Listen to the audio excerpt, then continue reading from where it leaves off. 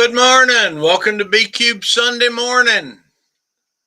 We are running on a slight delay here, but nothing of worrisome nature. As we all know, Jim's mother passed away, and he's been 2 months on the road, and through it all, he's stuck with us really good, but he's physically driving today. And So you gotta give credit that that's a tough day. So let's wish him our best as that goes on. And David has indicated he will indeed be here, but as sometimes happens, he's running just a little late. So that means that you guys get the opportunity to get Bob's perspective on what's important today. And let me tell you, vote.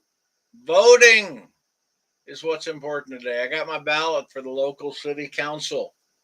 And if you all don't think that voting in your local city council meetings is important, how many people have gone to city council, then become mayor, maybe a county commissioner, and pretty soon you're starting to talk about people with some political power to do things that are not always in the best interests of the city, but perhaps will ensure that they can get their property zoned the way they want to.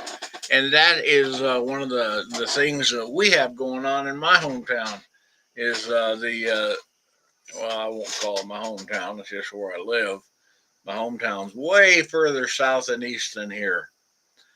But I was looking at the news this morning and see that uh, it's a bad day out there. I'm beginning to think that it is not that it that people have been fantasizing about a MAGA civil war.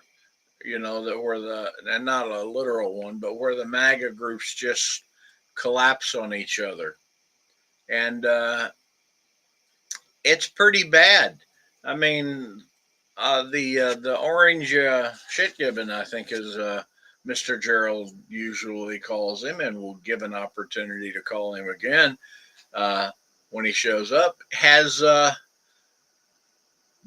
Let's see, he's released a fake video of Obama being released and then forced to his knees in front of Trump. And now I'm not sure how to take this, but the first African American president um, having white thugs um, force him to his knees in front of Donald J. Trump. My God, could you imagine if the Wall Street Journal or the Times Tribune or anybody had posted that video? How fast Trump's lawyers would see an opportunity for profit?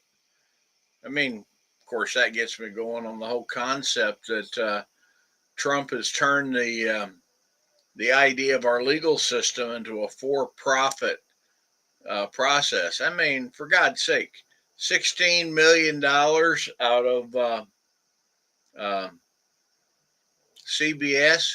I mean, what's the next thing he's going to do? Insist they bring back the Cosby Show? I mean, it's this guy just seems to have an totally disconnected perspective about the role of the presidency and what he can do. I want you to rename the Washington, whatever they are, back into the Redskins, or I'm not going to release the money to build a stadium, or, you know, take your pick. But I could just go on here and rant for a little bit while I'm waiting for David. But let's do something more fun. Let's get into the comments. And good morning, Cheryl. Yeah, she said it's the local bastards that really can make your life miserable. For example, we don't, you know, with my little house with a garage, not attached, by the way, and which means I can do all the work I want. And if Trump, where he sits, doesn't have the wherewithal to really keep up with how my zoning goes and what color my fence is, etc. But boy, I tell you what, you let me piss off one of these local city council people that is in the that can send code enforcement by every day and say, "Hey, let's make life miserable for somebody." Though I believe I'm fully code compliant. That's why local people are important. And it's important that we know who they are. It's important that we vote for them when the right time comes. Because I spent 12 years of my life on a school board and elected, ran some interesting elections, knocked on every door in my district. And amazingly enough, uh, in an area that is something like 30% LDS, the the outgoing fellow that ran the local LDS lost to me by 6 votes. There are days I said to myself, boy, that might not have been a bad election to lose, and I could have gone on to other things. But we're having fun. I got, as you all know, I've been trying to get one of our books out, and that is The Joy of Scott's Planet. I finally sent it uh, to the my co-editor, um, Mr. Kavanaugh, and he is going to have it back to me tomorrow. And unless there's something hideous wrong, I will send the final version to the writers. And I'm slapping the cover on the one up on the to turn it into the good cover. It's pretty nice, actually. I kind of like it. Tyus Ting did it, and it's Susan Olmberg Caro. Now, Susan, I got a question for you. As long as we're having this intimate conversation this morning, did you bring by some more books? Those of you who've been pay attention to me on Facebook know that for whatever reason that I found myself doing, I built a little library, lending library out front. The And I mentioned that I had a 10-year-old come by and picked up a couple books. And next thing you know, Susan says, "Hey, I'll bring you by some books geared for 10 years old." And I don't know if she did or not, but there's new books for Utes out there in the critter. So I like that. Now, the topic this morning isn't lending libraries. It's actually one of the things I was hoping to talk to David about was the limits of satire. I mean, satire has always been a tool of the writer, a way of having fun. Oh, Susan, you did bring some. Well, allow me to say thank you. Kids going in and their kids and often their parents stopping in at that little library is one of the great joys of our dogs. The uh, they have a joy. They sit on the back of the couch, or actually, one of them sits on the back of Sue's chair. One of them sits on a couch, and one of them sits on the back of the couch. And one of them just lays on the floor in a corner and barks whenever she hears something from the other dogs. But man, they love it when the kids come by, and because they know that there are people out there that they must protect the property from. The Yes. Scott's Planet. We had Harry Turtledove on a couple weeks ago, at which time, boy, did I talk too much. I had to call Harry and apologize and said, "Man, I went totally into fanboy mode." Of course, I ask any of you here, wouldn't is if you had a chance all of a sudden sitting there talking to Harry one on one, wouldn't you be potentially go into um, fanboy mode? Well, I sure did. The Now that's an interesting question. Now I haven't.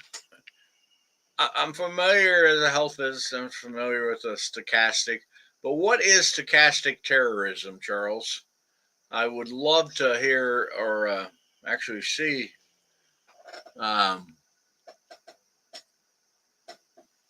oh, see what that meant. But I'd love to see your explanation. And Andrew, I will tell you, I was in fanboy mode because those of you who probably heard the story already on Scott's Planet, Harry sent me a review when he was my first story ever published was Scott's Planet, and it was in an anthology headlined by Harry. And Harry reviewed it and said, "Nice story." That was all he said. And then when he's on there, I'm talking to him before the show, and I said, you may not remember this, and he said, "Oh yeah, I remember. I remember that story." Now, and I said, "Well, here's what you said," and he said, "Oh yeah," and I said, "Can I move it? Can I use that quote?" So when you see the cover for Scott's Planet, I've got a review that I can post on the back. Nice story, Harry S. Turtledove. But oh, that was the one with David Brin. I was talking to Liam there. Yes. Now I have to say that I am suddenly getting my uh, a sense that 15 minutes into this, not seeing David, but I'm worried. But I tell you what, those of you on the comment section, keep commenting and we can totally chat about whatever you guys want to chat about because it's way cool doing it. And also, I may have mentioned that I'll get back to that. But yeah, David Brin, I had talked with him, met him a few times. He's been in our books, but he was just in a total good mood, I hope. He sure seemed like it. And between him and Cliff Winnig, they ruled the day.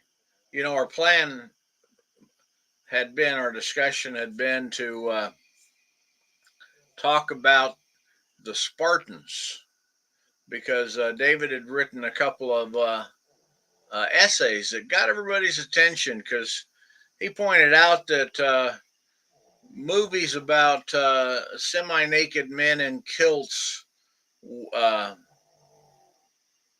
probably wasn't the more accurate vision of it. I mean, we all know the Spartans had some serious armor going on. Uh-oh. Why is my Spidey sense going off? I don't know. Have to tell me, Cheryl. A sarcastic. Oh, I thought you said stochastic. Stochastic. Stochastic. Um, a sarcastic threat becomes a real threat when the threatener influences real world activity of their own fan group. Okay, I understand what you meant there. Because like right now, did you see where Donald J. Oh, I'll just see if I can figure out how to get my camera to work. Okay. I had to pick up a rent-a-car, and it took a little longer than I figured. But we had to do it before noon because they close at noon. David, your reasoning is impeccable, because if you don't have the rental car, you can't do the other stuff. And besides that, I'll wait for you to get your camera going here. And yeah, and I'll go back to what I saw Charles talking about. Morning, Jeff. The Jeff Sturgeon, brilliant artist, one of the. He is the best. Ooh, a different version of No Camera, but it's a good one. Well, that's okay, Barb. Being late. Come on, camera. Okay, I want everybody out there thinking good thoughts to David's camera. Anyway, I'm here, so we can talk. Share screen, press H. Let's see, camera, disable camera. I don't want to disable. I want the other camera. All right. Oh shit. I wanted to tell you. Hang on a minute. Yeah. You know, I just bridged that subwoofer. Yeah. And got way more power out of it. Oh, cool! I can hardly wait to hear. All right, I'm in the middle of a conference, so you can hear everything that's going on around here. Extra camera. Let's see. Please connect more video in. All right. Extra. Unable to accept. All right. Wait a minute. Let's try that one.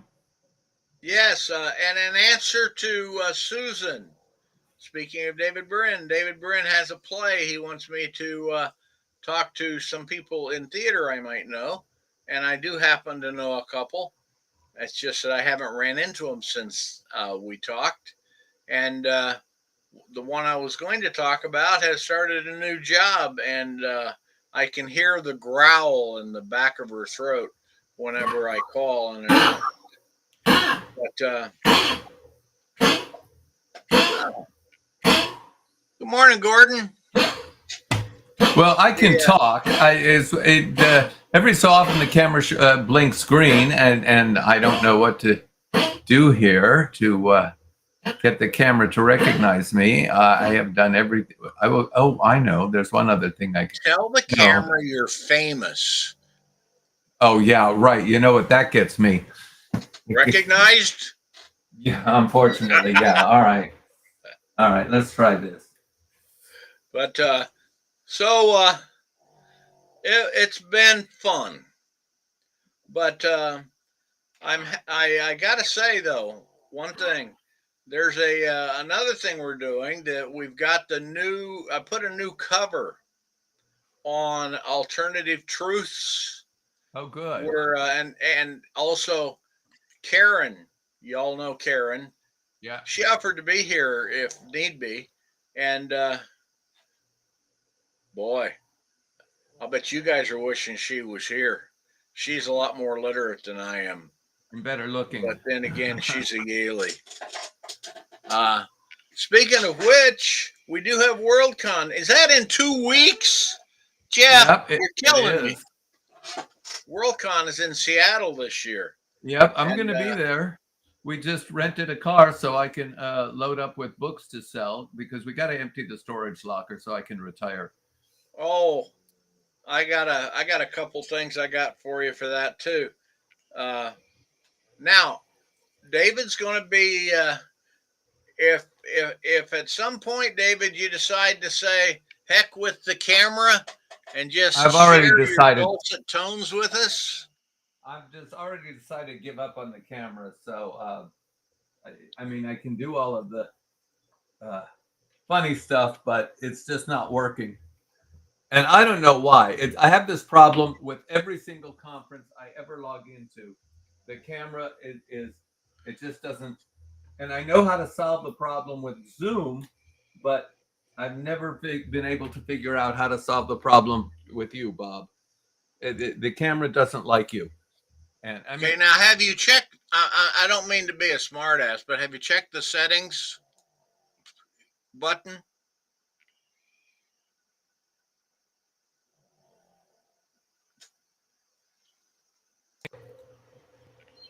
Connected see to the the setting. microphone. All right. Yeah. All right. So I connected the right the other microphone, but it will not connect the camera.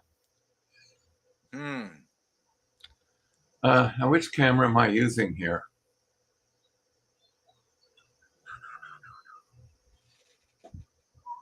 Bob is a problem. Okay, Jeff. It says unable to access the camera. Learn more in our help center. Okay. My camera doesn't work in studio. Chrome. All right. Let's see. Not allowed to use your camera. Set the camera to allow. Oh, wait. See, brave. No steps. Restart your computer. No, I am not doing that. You sure? Yeah. Okay. You want to lose me for a half hour? Is that how long it takes? By the time this thing does its power on self-test, whatever, it's like, no. Yeah, if there's things like that with me. Well, the people, while they like looking at you because obviously your hair's not long and like it was back in the day, but I'm sure that they will enjoy the sound of your voice. Well, they're going to have to because that's all you're getting today. So, and this is even better. Is you're going to love this? Is the link to fix the camera is blocked?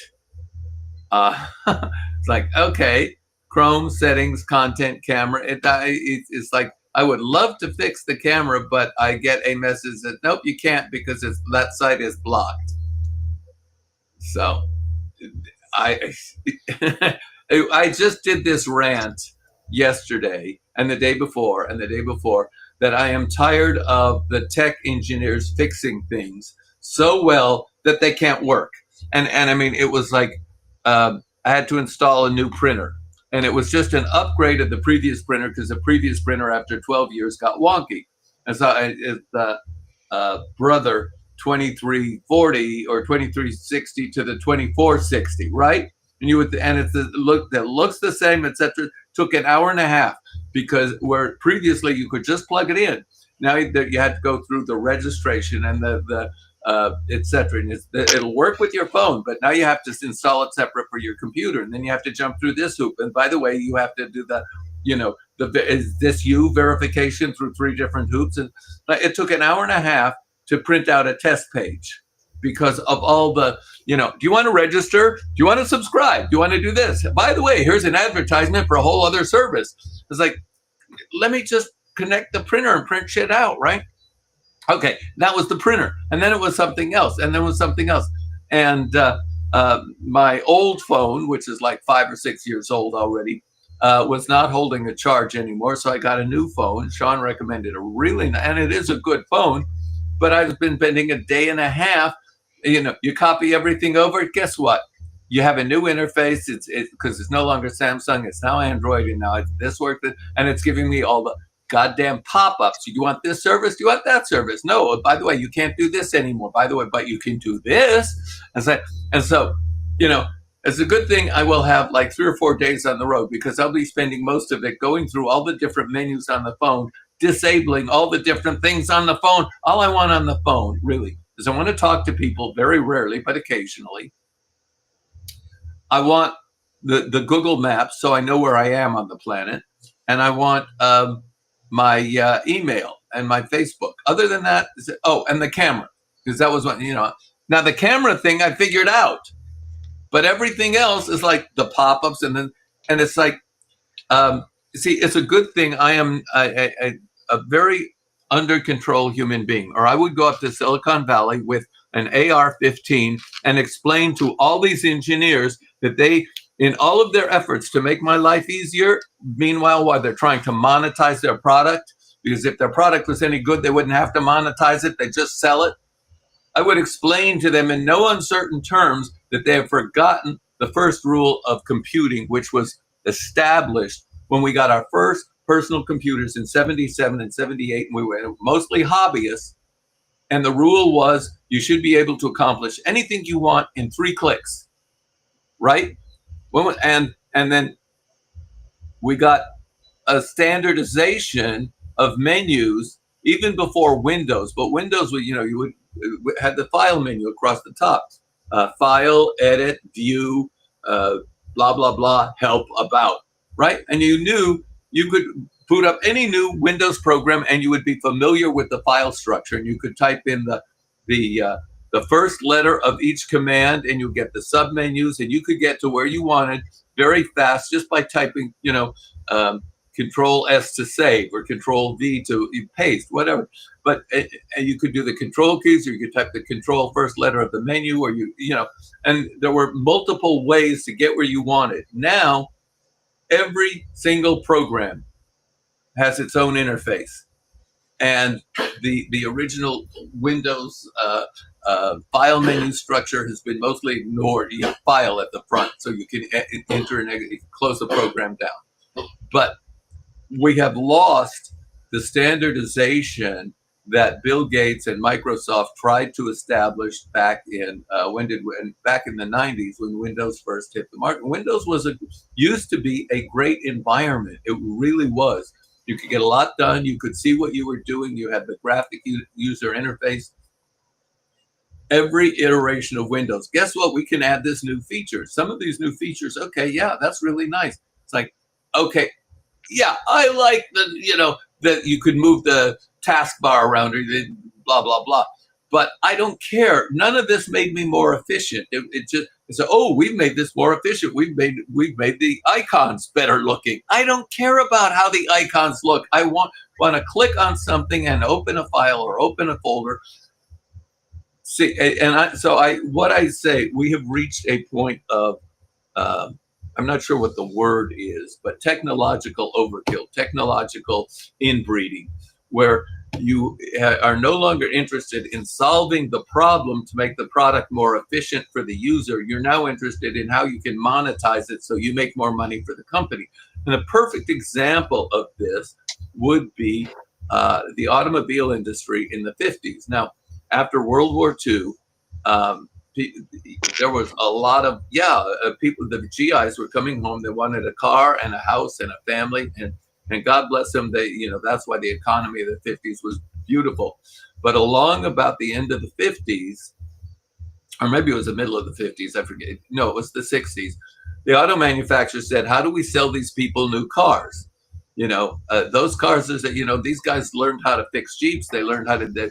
They're fixing their cars. How do we sell them more cars? So they put tail fins on cars, and they put wraparound windshields, none of which made your car any better or more efficient. The tail fins were dangerous if you backed into something. And so that was the beginning of technological feature creep that didn't make the product any better. And we see this everywhere. With toothpaste manufacturers again in the 50s, we've added chlorophyll. Now, why is chlorophyll all they did was make your toothpaste green, right? So how is that going to make your teeth any cleaner? And now here we are 50 years later, 70 years later, and the technological feature creep is absolutely killing the usefulness of products. We had to go rent a car today. Now, I have not driven any car more recent than a 2002 Acura TL, which was a wonderful car. And it was very simple. By the way, I loved my Mustang, my 67 Mustang convertible. It was really great. It had air conditioning. It had a built-in stereo. I could put in the cassette tape. I was happy. I could drive all over the country. I knew, I had a gas gauge, right? I think it even had, I got cruise control on a later vehicle, but I had a great time I could open the hood and replace the fuel filter. I could do other things. I mean, and me, I am not I'm not an engineer, I'm not a mechanic, but I could fix my own products. Back in the days when we had a black and white TV set, I could open up the back and replace the tubes that had burnt out. My son, who studied as a mechanic for many years, opened up the hood of, I forget what vehicle it was, and he looked at the way everything was laid out in under the hood of this fairly recent vehicle he has. He looked at it and he very carefully closed the hood again. It's because he didn't understand. I mean, just in the 5 or 10 years since he had done his mechanics work, they have so changed, whereas if you have a chance, you open the hood of a 66 or 67 Mustang, those vehicles were engineered for you to pop the hood and work on the engine. And a lot of young men and young women too were very skilled. I mean, they sold something like 400,000 Mustangs the first year. And those things were designed to be worked on because they understood who their market is. I don't think there's anybody who understands who their market is anymore. No. Well, I'm just annoyed when they stopped making the heater coils accessible, so that if your heater stopped working, you had to drop the whole god blessed dash. Oh yeah, that was my pet peeve. All right, I'll give you another example. I had a 67 Cougar convertible, which I was planning to restore, and I had restored most of the stuff under the hood, and until some idiot totaled it for me. I was waiting for the light to change. Bam! All right. Anyway, but I took, and Sean had been with me only a few months, and we decided to, for some reason, we're going up the coast to visit someone, and halfway to Agora, I noticed I was feeling tired and sleepy, and I said, "This is not right," because the top is down and whatever. I said, "All right." So I pulled over to the side. And I opened the hood and I saw that there was a hole in the firewall and that we were getting some kind of carbon dioxide from the engine through the firewall. And I said, "Sean, give me your bubble gum." He'd been chewing on a piece of bubble gum for a while. I took his bubble gum, plugged up the hole in the firewall. We got back in the car and kept on driving. And he thought I was a mechanical genius, but the exhaustion went away because in those days, we kind of understood what was going on with our machinery. That's not true anymore. And I have had people say, "Yeah, well, you old timers, blah, blah, blah." I said, "Yeah, us old timers, we transformed the world in the 60s. We changed music, we changed comics, we changed science fiction, we changed movies, we changed artwork, we changed everything. And we fought for women's rights and black rights, and we graduated to fight for gay rights." As I said, don't tell me that we were just sitting on our butts smoking weed the whole time. I was there. And yeah, we were sitting on our butts and smoking weed some of the time. I'm not going to deny it. But yes, I smoked weed in college. I didn't exhale though. All right, what are we talking about today? Well, we were going to we decided that we wanted to have do the Old Man Ranch show, but it turns out that that's just too easy. Yeah, where are you going to find an old man who's any good at ranting? Well, there was a couple things I wanted to kind of touch base on, and one of them is, did you see? Actually, you would have saw it. You posted it. You posted an incredible rant on the Trump creature on Facebook here a couple days ago. Oh, is he still alive? Depends. I tell you what. Yeah, no, that's what he wears. I asked if he's still alive. Oh. You said depends. That's what he wears. That's never mind. If that went over your head, I'm sorry. I'll make my jokes simpler. I will. I'm just going to say Yahoo, but I tell you this: if I was him, I wouldn't want to be caught sleeping on a couch when JD Vance walked in the room. Now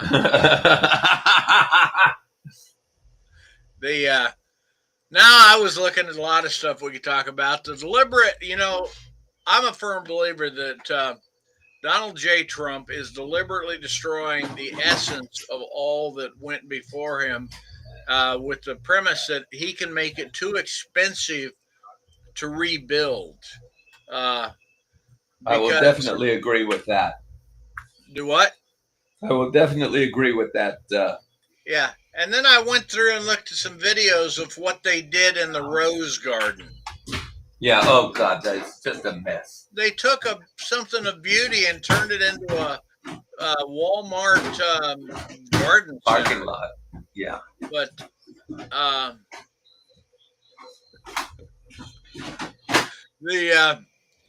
I just what would you like to talk about? Karen, who threatened to join us this morning, had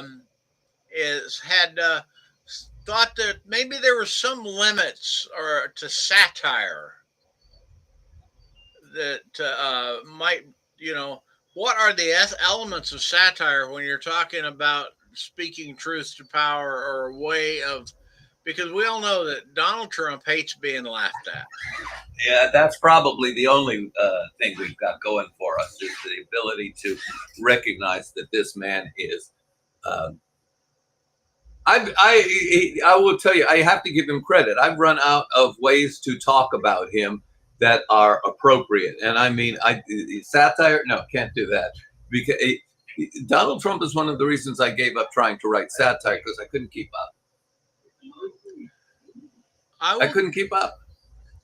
Couldn't keep up. Yeah, I mean, we wrote the alternative series. You've written some beautiful pieces for it. We've had, David Brin has written satire in there. Harry Turtle has written satire. I've written it. Jim Wright's written it. And it all feels like we're doing just he leaves us in the dust, like he's sending us a note saying, thank you for the suggestions. But the man is bizarre.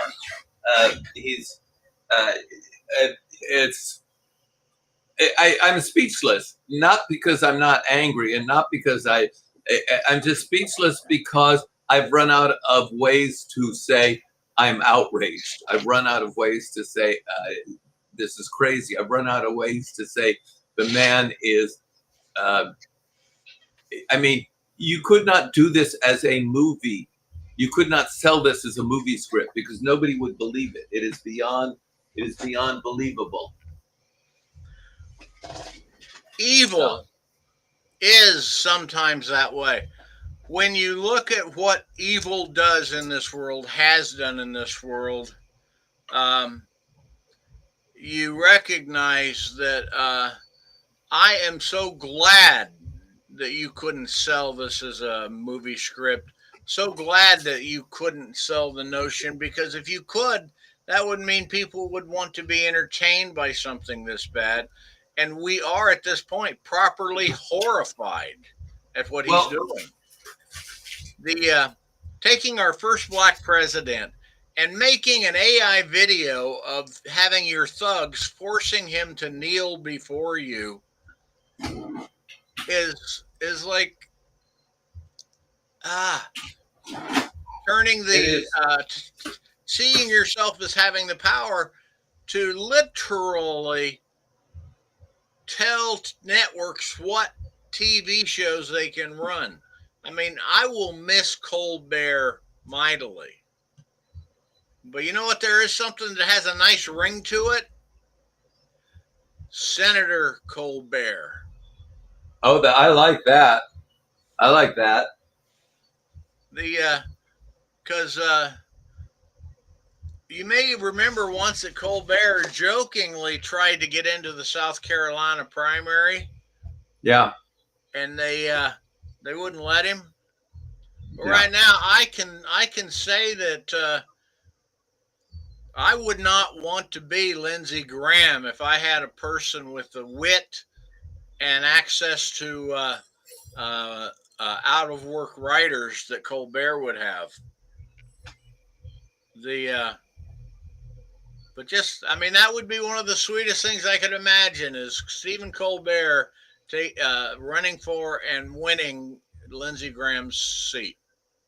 Well, the thing is remember, we're dealing with people who will rig elections, who will throw out votes, who will lie, cheat, and steal. And people have asked me, why haven't the Democrats done this, that, and the other thing? And it is very simple: is the Democrats and the liberals and those who still believe in the Constitution are limited by what the law will allow or the structures of our government, whereas those who want to overthrow the government are not going to pay any attention to the laws or the limits. And this is it goes back to something that I learned a long time ago. Givers have to have boundaries because takers don't. And this is what we're dealing with: is the government was going all the way back to FDR, was structured. How do we fix the country so people can benefit? How do we provide services? And you look at the great Democratic presidents, FDR and Truman and Kennedy and LBJ. And LBJ would have been considered another FDR if it hadn't been believing the CIA that the war in Vietnam was winnable. We should never have gotten deeper into that quagmire. But LBJ, Voter Rights Act, the Civil Rights Act, the war on poverty, there were things that LBJ was able to accomplish because he had a Democratic Congress, and he had even the Republicans of the time said, okay, we want to do this, but how do we make it work? And and I think the biggest disappointment had to be Bill Clinton, who ran like he was another JFK, and he wasn't. I mean, he caved in. He promised this issue and that issue, and then he caved into the Republicans over and over and over instead of demonstrating he could be a fighter. And we have been losing ground ever since. Yeah, and well, that's where again, you talk about playing by the rules of norms in our civilization. He was up against a Speaker of the House that respected nothing about our country. Right. Bill Clinton at least respected our country. But Newt Gingrich, he was all about destroying the presidency. If he couldn't own it, he wanted to destroy it. That big baby complained because he didn't get to ride at the front of the airplane. Yeah, that was where I had my true political, because awakening. And I was a delegate to support Bill Clinton, and I actually withdrew my support when he had the ability to pardon a woman who was just laughingly and jokingly committed, or no, a different guy. There was an inmate. He had killed a police officer. And during the process of killing the police officer, he got shot in the head. And it totally screwed up his brain. And he went from being a fairly much of a classic thug to as I read the articles about it, they referred to him as a gentle giant. He was no longer that person, and that's something a severe head injury can do. And there was a lot of pressure on Bill Clinton. It was in the campaign. He was the governor to actually pardon or defer, do something to delay this man's execution. But he realized a man who killed a police officer, he had to exact societal revenge on this man. Yeah, not justice, but revenge. Yeah. And that's the death penalty is about revenge. It is never about justice. Oh, that's a no shitter. I am appalled at the number of people that I consider progressive when all of a sudden they start talking about death penalty or prison. I mean, do they think it's funny to throw a person in prison so that he can be raped, sexually abused, etc.? Well, put him in a cell with Bubba, and he'll learn then, won't he? It's like, good God, guys, you're talking about rape with a smile on your face. See, to a man, rape is sex. To a woman, rape is violence. If you're the victim of a rape, it is violent. It's violence, dude. Yeah. Um, the um, I just, this whole concept of what we're doing right now in this country, where we talked about the Rose Garden. We're talking about, the fake videos. We're talking about. Did you see where he? I mean, never in our country's history have we had a president try to say, "Hey, I'm going to exact revenge on my enemies." By saying that not only do they want to arrest and charge uh, uh, Obama, but now Clinton, and they want to go after Beyonce. Now, just as a minor note, at the same time that Beyonce was doing her thing for uh, um, Kamala, Yeah. Willie Nelson was on a different stage doing the same damn thing. Does he want to arrest Willie Nelson? Probably. Well, the thing is the those people aren't smart, but they are cunning, and those sometimes there's an overlap. That cunning looks like, oh yeah, we can do this. Well, it's not. But it's we're not going after Willie Nelson because he's one of ours. He's a liberal, okay. But they're not. They're going to go after women. They're going to go after gays. They're going to go after transgender people. They're going to go after immigrants. They're going to go after black people. They're going to go after Asians. They're going to go after anybody whose skin isn't the right shade of pink. And because they're cowards, they are terrified of anybody who doesn't look, think, and act like them. It's like, okay, look, I can eat at a Waffle House, but it's not my steady diet, right? And if you've driven through the South, Jim Wright can do this rant better than I. There are some wonderful, friendly people, but I'm white. I don't think I would get the same reaction if I weren't a white male. I can pass for a straight white male. So it's like, oh yeah, I'm part of the club. They're not going to go after. They're very rarely going to go. It would be very dangerous for them to go after Willie Nelson.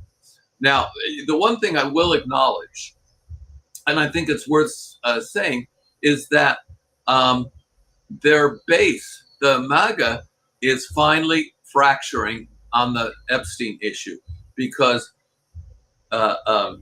Trump campaigned that he was going to go after sexual deviancy. So he campaigned against trans, and he campaigned against gay, and he campaigned against, all of the anything that looked like sexual deviancy. And now the Epstein files are about pedophilia, and the MAGA people,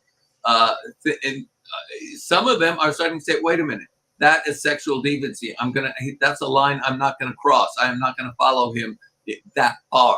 And so, and he's lost the support of the Proud Boys, and he lost the support of that insurrectionist shaman, and he's lost the support of this other group, and the evangelicals are having problems. And at the point at which his popularity hits the low 30s, or probably even if it drops to the 20s, I don't know how long it'll take, but there is a point at which he becomes so unpopular that the Republicans in Congress who are protecting him are going to say, we are not going over the cliff with him. Now, it could take a while, but then again, this Epstein thing won't go away. I mean, Mike Johnson, I call Catamite Johnson, had adjourned Congress for a month, so they don't have. What, you think the Epstein files are going to go away for a month? This is one of those things. The more you try and sweep it under the rug, the bigger and worse it gets, and it has captured the news media. And so I'm going to hark back to 1972 when there was a question about the Watergate break-in, and two reporters from the Washington Post, Woodward and Bernstein, decided to follow. There's a question here. There's a mystery. What is this guy who has links to the White House? Why was he part of the Watergate burglary? And they followed it through, and they finally, the guy who they identified as Deep Throat said, follow the money. Follow the money. And so once they started tracking where the money was coming from for the Watergate burglary, once they started doing that, they began to uncover and I think the key thing was the lawyer, what's his name, who said there was never any doubt that there would be a cover-up. And once they began to peel back the layers of the cover-up, that's when the other newspapers started to follow the story. And that's when it hit critical mass, when it became a story that wouldn't go away, because not just the Washington Post, but the New York Times found out something, and then the LA Times, and then the Cleveland Post, and the Atlanta whatever, and the Boston Herald. All these papers started saying, this thing is getting some traction. And they figured, all right, we'll follow it up. There will be, because it's always a good story, a White House cover up, blah, blah, blah. Nobody expected to go all the way up to Nixon, except those who knew Nixon. Went all the way up, and there was a critical mass hit. Now, my personal feeling is the night that Nixon said, "I am not a crook," I was, oh God, no, he said, "I am not a crook." Okay, the moment he put that on the table, that was the critical mass. That was the January of '74, if I remember correctly. And so what happened is that most of 1974, Nixon was saying 1 year of Watergate is enough, right?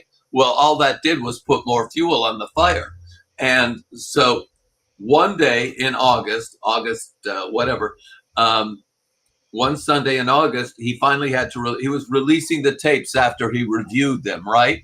Which is why there was an 18-minute gap in one of the tapes. He'd erased it. But he finally had to release the smoking gun, what they called the smoking gun tape, that showed that he was instrumental in ordering the cover-up. And it wasn't the Watergate burglary that got him, it was the cover-up. And the smoking gun tape was released on a Sunday. On Monday, Barry Goldwater went up to the White House and said, "I don't have the votes in the Senate to save your presidency." On Tuesday, we got the word that Nixon was going to resign on Thursday. And it all blew up very fast. It happened very fast. Now, I don't know that we're going to see a repeat of history, but this Epstein thing, the Democrats on one of the committees have voted to subpoena the files. And so it's going to be very interesting if that subpoena is resisted, if the files are not going to be turned over. And at some point, I expect somebody will leak the files. But once it becomes apparent, I mean, we know, we don't even have to see the files, but the files will confirm what we know. Once there is physical evidence that Trump was a pedophile, that he was screwing 13-year-old girls, at that point, no Republican is going to vote to save his presidency, except the ones who are so stupid, like Lauren Boebert, who, Lauren Boebert took advantage of all these programs. I'm going off topic. Lauren Boebert brags that she didn't need socialism. She worked her way up out of welfare. She blah, blah. Excuse me, she was on welfare. She got a government grant. She got this and that. And so now she's opposed to socialism because she did it all herself with the help of all these socialist programs. And you can find the meme somewhere. I think I shared it on my Facebook page. But what we have is basically a political party that forgot what politics is about. Is our nation was founded on the idea that government is supposed to serve the people. The Republican Party, and I believe it started post-World War II with the John Birch Society. You can trace the history of how the right wing increased its power over the Republican Party over the decades. Their belief is that government is supposed to control the country. And so you look at, we're not going to allow this, and you can't do that, and we're not going to allow this. So it's all about what you can't do, and who we're going to get rid of, and who we're going to punish. And whereas if the Democrats are so diametrically opposed, it's there are homeless. Let's see what we can do to provide jobs and services and get them so they can turn into taxpayers. Or the Republican attitude is let's put them in jail. It's actually cheaper to turn a homeless person into a person with a job, which is what many of them would like, the opportunity to, have a home and all of the other benefits of a job, etc. You get another taxpayer that way. The Republicans would rather spend 3 times as much money putting that person in jail. I don't understand the Republican mindset. I have never understood it. And I've had people tell me, "Oh, I'm a goddamn socialist or a libtard," and this is like, yeah, you may be right. I just cannot stand to see any human being suffering. I can't stand to even see a dog or a cat in pain. Like, I mean, my this year my vet bill for my little guy Charlie is going to be $3,000, and it's simply because he needs health care. It's like, that's me. And when I look at what some of these Republican so-called leaders are advocating, I say, man, who hurt you so badly that you want to hurt a whole nation? That's really the question: is who hurt these people that badly? And we know with Donald Trump, he came from a family so dysfunctional. They were the poster boys for the book on "Don't Let This Happen to You." Well, one of the points you're breaking out is that there's a reality that we all need somebody to look down on so we can feel up there a little bit better than somebody else. And then when we take, and I remember growing up where they were talking about the auto workers were occasionally on strike, and they were wanting to get something like $18 an hour in wages or something. And it was like the whole feedback that I was hearing is, look what they're doing for those people, but you're out here working for $3 an hour, And so why don't you go on strike too? Yeah. Why don't you organize and go on strike? And the history of this country is the labor movement started in earnest at the end of the 1800s, but really got in gear in the early 1900s. Somebody was calling me a socialist. Says, "Yeah, well, I have a great uncle who was a big leader in the Socialist Party. He campaigned for a 40-hour work week. He campaigned for free public education. Your kids could go to school. He campaigned for equal rights for women. He campaigned for, and I'm Social Security. Yeah. You want to call me a socialist? Yeah. I want to be like my uncle, working for something that makes a difference in the lives of people. I know how hard it is. I have been poor. I have come this close to bankruptcy. I have been. There have been days, even weeks, when I wondered if I was going to be able to have dinner. There was one week of my life where I was I was living on tips, and so if I made 15 cents, the dog got fed first because that was my promise to him. And then if I made 40 cents, I could spend another 25 cents on a burrito from the Hollywood Ranch Market on Vine Street. It's long gone. Betty Davis used to shop there at 4 a.m. But that was, I was almost homeless. It's like there was a month when I didn't have rent money. One month I discovered I had made a mistake in my checkbook, and I found $100 mistake in oh my God, I'm rich. And it's like, that's as low as I've ever, after that, I was Scarlett O'Hara out grubbing for carrots out in the field. God is my witness, I will never go hungry again. And I did what I had to do to protect myself and my family and worked my way up long and hard. And I know other people would like to, but when you look at the homeless person, they don't have clean clothes. They need to shower. They need to shave. They need an address so they can get a job.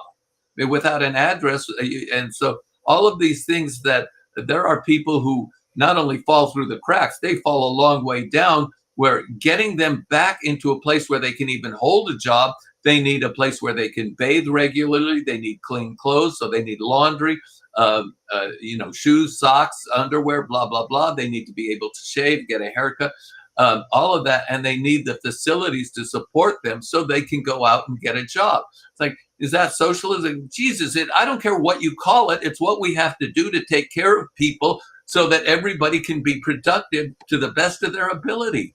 And so this is not so hard to understand. And it's very funny. You can have this conversation with somebody who lives in Jackass Flats, Nevada, or Bent Elbow, Alabama, and they'll absolutely agree with you that we should do something to help people.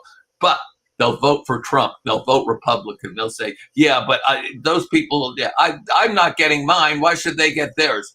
It's like, and I was taught Buddhist, very Buddhist philosophy. If you're looking someone else's bowl, it's only to make sure they have enough. You don't look in someone's bowl to see if they're getting more than you. You look in someone's bowl to see if they're getting enough. And that was what my grandmother taught me.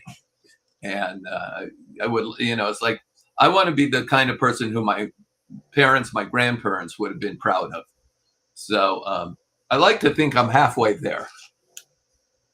So I still have a streak of selfishness. Let me just tell you, I'm proud to have you as somebody that I consider a friend, because when I read you, watch your pieces, you've got ideas that are, I think, good for America. This whole notion, I mean, you've kind of skirted around with it, talked about it, but socialism, the Democrats, the Republicans, the progressives, we all get wrapped up around the notion of labels. And the Republicans will try and say, oh, I remember when the Democrats held KKK rallies. Yes, I do. Yeah, that was 1855, right? Okay. No, it was 1920. Yeah, I know. I'm just joking around with you. I know the KKK has been a very problematic part of our history. So yeah, and you know what though? So what? Is that us today? Right. Have we made? Have we atoned? Have we done better? Have we changed? Yeah, but guess who fell back? Nature abhors a vacuum. And you take the power structure and remove part of it from the land of the racist, evil, hateful bastards. There was another group willing to dive into that hole and fill that void, and that's currently what we're calling MAGA. Yeah. Yeah. It's there's always someone willing to be evil, and we've got to not let ourselves, for example, very few people are going to go say that Dwight D. Eisenhower was a progressive president. But I will tell you this: when Brown versus the Board of Education said we're going to segregate our schools and give equal opportunity for education, Ruby Bridges got to go to school. Yeah. Now, he said to the Republican congressman, he said, we will treat this segregation ruling with benevolent neglect. And he fumbled the ball. He could have been a real leader. And it was up to JFK and LBJ to keep the promise of integration. And it was a difficult promise. LBJ, when he signed the Voter Rights Act, he said, I've just given up the South. He knew what he was doing. He says, we'll never win the South back. Yeah. So. And yes, but like I said, guess who stepped into the vacuum? Yeah. But David, I have had you here now for, I have exceeded your committed time. And I am glad. Oh, what kind of car did you rent? I think it's called a Wagoner. It's a huge SUV. I was very careful driving it, so I'm not sure. I'm not sure. I'll let you know when I find out. Well, I hope you don't have to open the hood.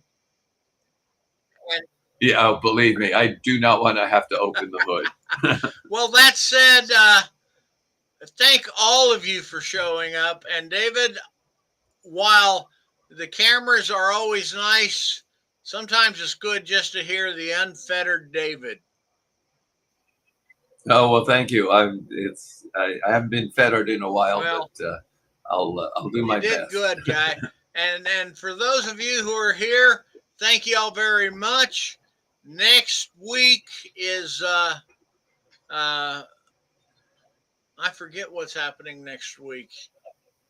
Wait, next week is I think we have CJ Sherry on next week. Oh, you're so lucky. She is so smart. That woman is so impressive. I love reading her posts on Facebook. It's just It's like a master class in how to be a human being. You know, we could use more of that. And thank Yeah. God we've got people like you and Jim and all of those who are willing to put their brains into saying, like, you know, we can be better. Oh, and I had one thing I wanted to add before we stop this. You remember when Trump managed to get the Supreme Court to say if a president breaks the law, it can't be because he's the president? Yeah, I remember They gave that. life to Nixon's old adage of it's not a crime if the president does it. And then the next words out of his mouth is how he wants to have Obama arrested. So the man is not very smart. He's cunning, but he's not smart. yeah.